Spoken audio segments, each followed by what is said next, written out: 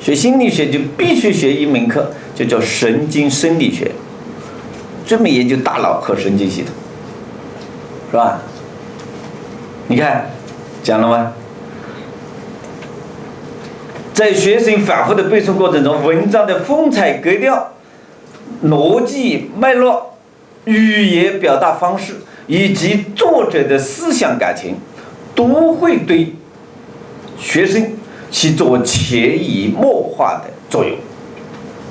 所以你看读经典啊，你只有反复读，反复读，读了又反复，反复读，读反复，反复读，读反复，背了，运用了，潜移默化，什么东西都装进去。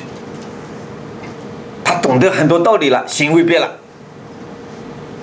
思想品德教育，我讲的一个观点，圣贤讲的观点，思想品德教育不要去教的，就是要做出来的，是吧？教书是要教知识，教品德就是老师做出样子，家长做出样子，学生就变好了，是吧？一定要叫，过去叫做教化，化育，通过化育。现在我们都是教，不是化。现在我们老师的行为品德不行，啊，家长的品德不行。现在我们很多家长，我讲了一句话，还没有具备做父母的资格，就当上了父母。他怎么教？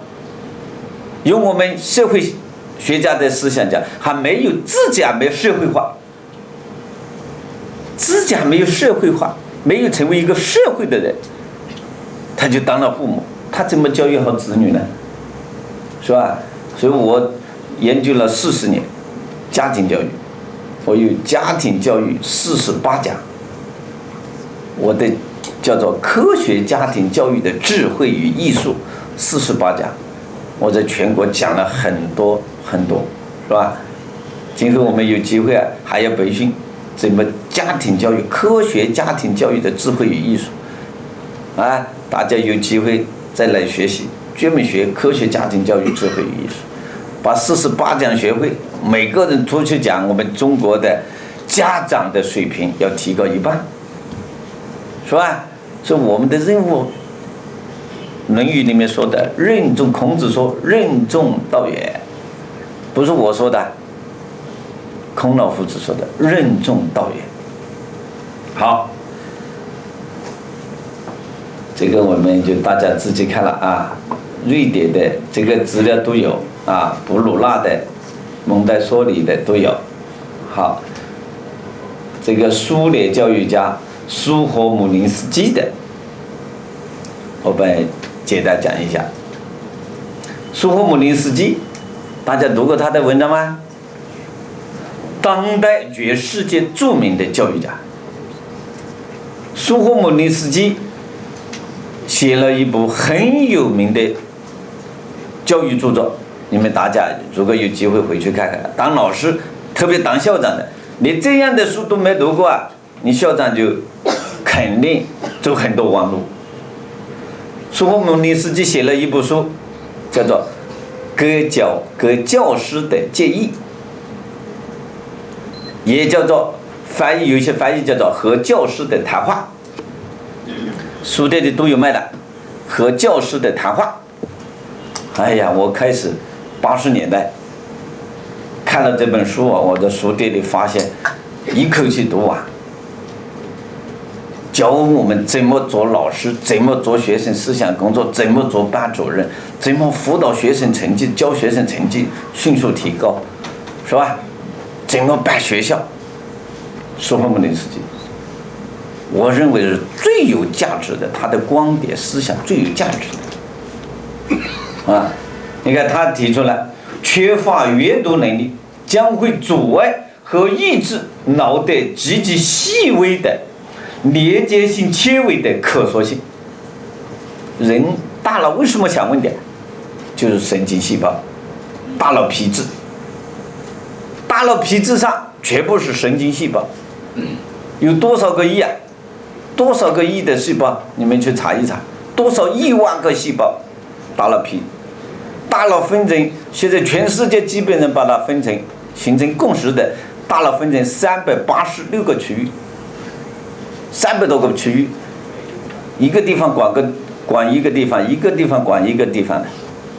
你看，我们有的人眼睛看不见了，是大脑的整叶神经细胞坏死了，不能发生功能了，不能传递信息了，所以脑细胞这个整叶大的分4大部分：额叶、顶叶叫做碎叶，整叶4大部分，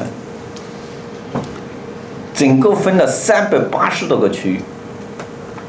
你看，苏霍姆林斯基说啊，如果要大量朗读，就促进它神经细胞的联系，传递就快。你看，人的脑子是一个复杂的整体，如果它的一部分不够发达，我讲了分成380多个区域嘛，如果有一个部分没发达，就会阻碍整个脑的工作。在大脑2磅球的皮层里，有一些区域是管阅读的，你看他研究的很细了，有一些区域管阅读，管阅读的是属于碎叶管阅读的，大的了4大区域里面的碎叶，摄像的摄，不要提手旁加一个书啊，1页2页书的那个页叫做摄叶。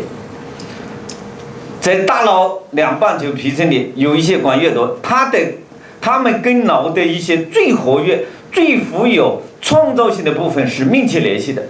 如果在管阅读的那些区域里有了死角，那么皮层的所有部分解剖生理的发展就受到阻碍。一个大脑有管阅读的，现在我们管阅读这个区域啊都没开发好。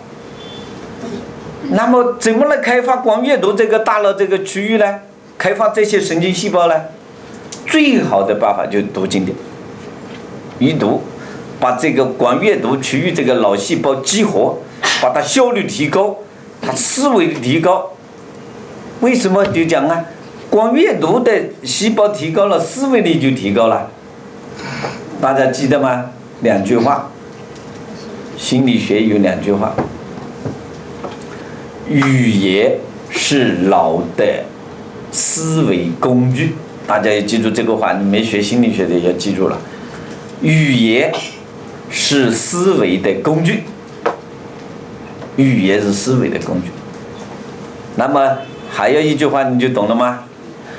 读经典就是促进语言能力的提高，促进语言能力提高就是促进思维力的提高，是吧？